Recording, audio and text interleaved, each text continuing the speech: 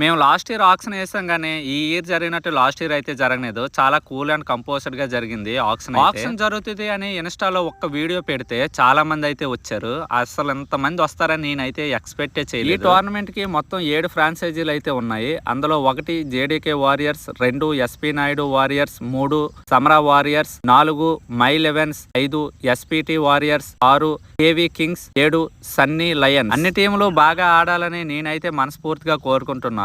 అలాగే ఇందులో ఒక టీం సమరా వారియర్స్, అది నాదే. నేను కూడా ఓన్ గా ఒక ఫ్రాంచైజీ అయితే తీసుకున్నాను. మీ అందరూ కూడా నాకు సపోర్ట్ చేస్తారని కోరుకుంటూ అందరికీ బాయ్ అండి.